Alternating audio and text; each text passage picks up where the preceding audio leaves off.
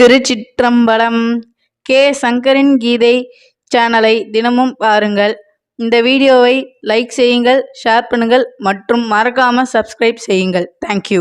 ஆன்மீக அன்பர்களுக்கு வணக்கம். இந்த வீடியோவில் காசிக்கு ஏன் செல்ல வேண்டும், சென்றால் என்னென்ன பலன்கள் கிடைக்கும், காசியின் சிறப்புகள் பற்றி இந்த வீடியோவில் தெரிந்து கொள்வோம். அதற்கு முன்னதாக நாங்கள் சென்று வந்த பயணம் பற்றி விவரிக்கிறேன். நாங்கள் 29/7/24 அன்று 28 பேர் கொண்ட குழுவாக சென்னை அண்ணாநகர் மேற்கு திருமூலர் திருமந்திர தபோவனம் தவத்திரு சங்கரநாராயண சுவாமிகள் முன் தலைமையில், மயிலை சித்தர் பீடம் வசந்தி அம்மையார் முன்னிலையில் திருமூலர் திருமந்திரம் 100வது திருமந்திரம் முற்றுவதல் நிகழ்ச்சிக்காக காசிக்கு சென்றோம். 27/7/24 மாலை 5:40 மணிக்கு சென்னை எக்மோரில் இருந்து கங்கா காவேரி எக்ஸ்பிரஸ் மூலம் ட்ரெயினில் பயணித்து 29/7/24 அதிகாலை 2 மணிக்கு பிரக்யாராஜ் என்ற அலகாபாத் சென்றடைந்தோம். அங்கிருந்து ஆட்டோ மூலமாக அலகாபாத் நாட்டுக்கோட்டை நகர சத்திரத்தில் தங்கினோம். காலை 8 மணிக்கு திரிவேணி சங்கமம் என்ற கங்கா யமுனா சரஸ்வதி முக்கடலும் சங்கமிக்கும் இடத்திற்கு போட்டில் சென்று ஸ்நானம் செய்து சிவ பூஜைகள் செய்தோம். பின்பு திரிவேணி சங்கமத்தில் உள்ள ஆஞ்சநேயர் கோவிலுக்கு சென்று தரிசனம் செய்தோம். மதியம் 2 மணிக்கு அங்கிருந்து கிளம்பி இரவு 8 மணிக்கு காசியில் கேதார்நாத் அருகில் உள்ள குமரகுருபரர் என்ற குமாரசாமி மடம் சென்றடைந்தோம். இரவு அங்கு தங்கினோம். 30/7/24 அதிகாலை கங்கா ஸ்நானம் செய்து கேதார்நாத் பெருமானை வழிபட்டோம். காலை 9 மணிக்கு திருமந்திரம் முற்றுவதல் நிகழ்ச்சியில் கலந்து கொண்டு திருமந்திரம் படித்தோம். 31/7/24 காலை காசி விஸ்வநாதரையும் விசாலாட்சி அம்மையையும் தரிசனம் செய்தோம். மாலை 6 மணிக்கு கங்கா அரத்தியை கண்டு காசிநாதரின் அருளை பெற்றோம்.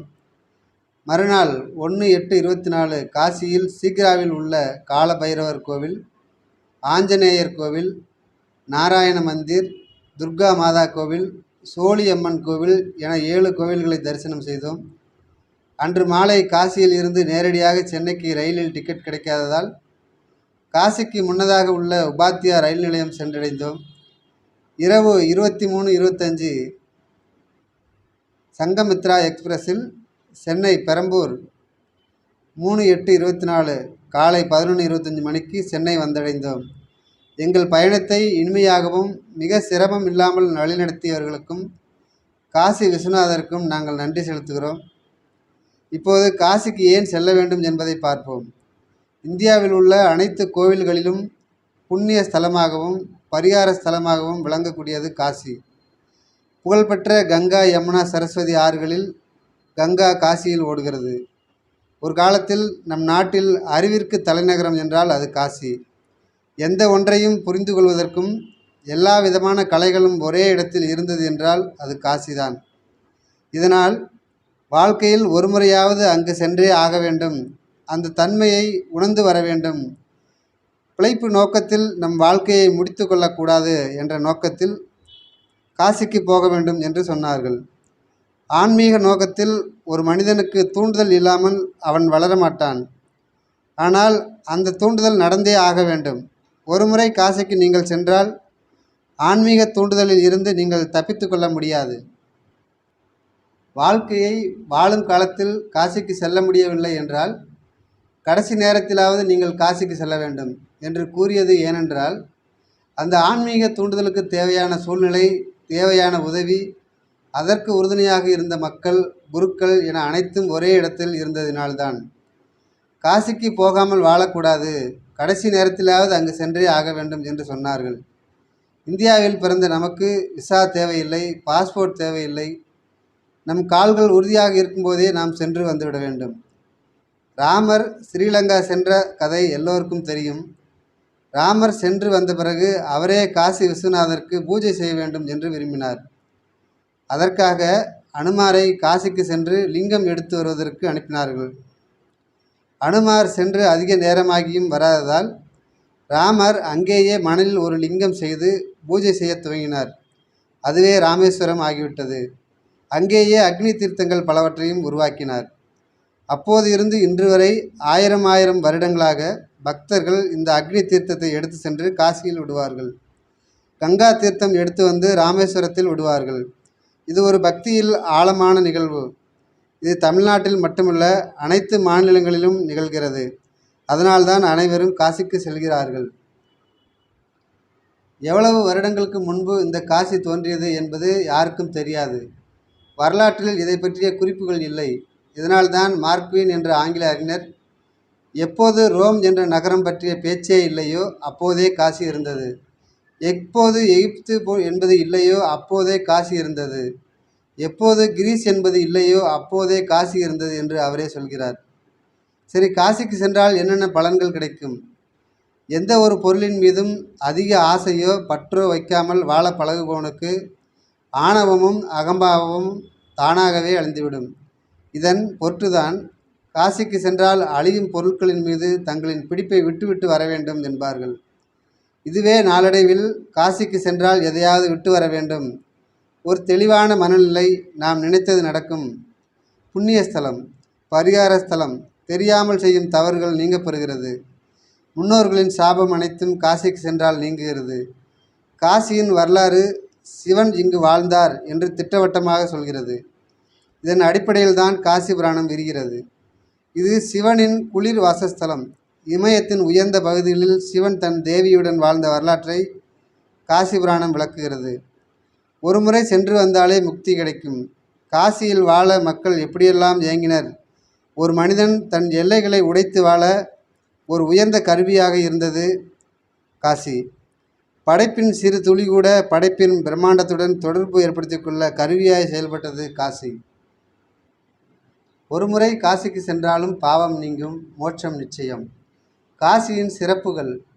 உலகில் உள்ள எல்லா மனிதர்களும் தன் பிறவியில் எதிர்பார்ப்பது மோட்சத்தைத்தான். அப்படி மோட்சம் தரும் திருத்தலங்கள் 7 உள்ளன. காசி, அயோத்தி, மதுரா, ஹரித்துவார், காஞ்சி, அவந்தி, துவாரகா. மோட்ச தலங்களில் மிக முக்கியமான சேத்திரம் காசி மாநகரம். கஸ் என்றால் ஒளிர்தல் என்று அர்த்தம். இதுவே காசி என மருவியதாக சொல்வர். காசி நகருக்கு தெற்கே அசி நதியும் வடகிழக்கு பகுதியில் வருணை நதியும் கங்கையுடன் கலப்பதால் இந்த திருத்தலம் வாரணாசி என்றும் அழைக்கப்படுகிறது. அற்புதமான சேத்திரம் காசி. காசிக்கு நிகரான திருத்தலங்கள் என்று பல தலங்களை நாம் சொல்லுவோம். ஆனால் காசிக்கு முந்தைய உதாரணமாக எந்த ஒரு தலத்தையும் சொல்ல இயலாது.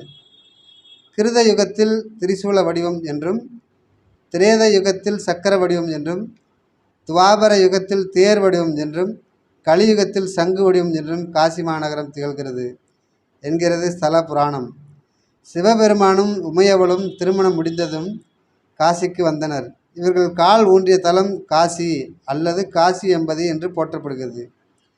காசியில் உயிர் துறப்பவர்களின் காதில் காசி விஸ்வநாதர் பிரணவ மந்திரத்தை ஓதி மோட்சமடைய செய்கிறார். இந்த காசியில் ஒன்றல்ல இரண்டல்ல பல கோடி சிவலிங்கங்கள் இருக்கின்றன. காசிக்கு வந்து கங்கையில் நீராடி காசி விஸ்வநாதரை மனதார பிரார்த்தித்தால் மோட்சம் நிச்சயம். காசிக்கு வேறு பல பெயர்களும் உண்டு. பனாரஸ், வாரணாசி, அருந்ததனா, சுதர்சனா, பிரம்மவாதாரா, சுதர்சனா, ராமநகரா, மாலனி, பூபவதி, காசிபுரா, காசியம்பதி, கேதுமதி என காசிக்கு பல பெயர்கள் உண்டு. முந்தைய ஜென்மங்களில் எண்ணிக்கையில்லா ஆலயங்களுக்கு சென்று வழிபட்டவர்களுக்குத்தான் இந்த ஜென்மத்தில் காசி நகரின் கதவுகள் திறக்கும் என்று சிவமகா புராணம் சொல்கிறது. இந்து தர்ம சாஸ்திரப்படி மனிதன் தன் வாழ்நாளில் ஒரு முறையாவது காசிக்கு சென்று தன்னுடைய கர்மாக்களை தொலைத்து வர வேண்டும் என்று சொல்லப்படுகிறது. அப்படியான காசிக்கு சென்றாலும் கர்மங்கள் தொலையாமல் நம்மை தொடர்வதற்கு நாம் அங்கு சென்று செய்ய வேண்டியவற்றை முறையாக செய்யாமல் வருவதே காரணம் என்று சொல்லப்படுகிறது. காசி புனிதம் வாய்ந்த ஸ்தலம்.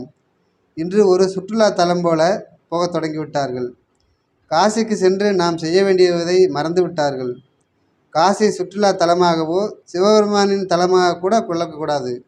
இறந்தவர்களின் ஆத்மாக்கள் சங்கமிக்கும் ஒரு இடமாகத்தான் காசியை பாவிக்க வேண்டும். உலகில் உள்ள ஜீவராசிகள் அனைத்தும் இறந்தபின் சங்கமிக்கும் இடமான 3 இடங்களில் ஒன்றாக காசி சொல்லப்படுகிறது. அங்கு சென்று முன்னோர்களுக்கு தர வேண்டிய தர்ப்பணம் செய்வோம். வாழ்வில் எல்லா வளமும் பெறுவோம். திருச்சிற்றம்பலம். திருச்சிற்றம்பலம். கே சங்கரின் கீதை சேனலை தினமும் பாருங்கள். இந்த வீடியோவை லைக் செய்யுங்கள், ஷேர் பண்ணுங்கள் மற்றும் மறக்காம சப்ஸ்கிரைப் செய்யுங்கள். தேங்க்யூ.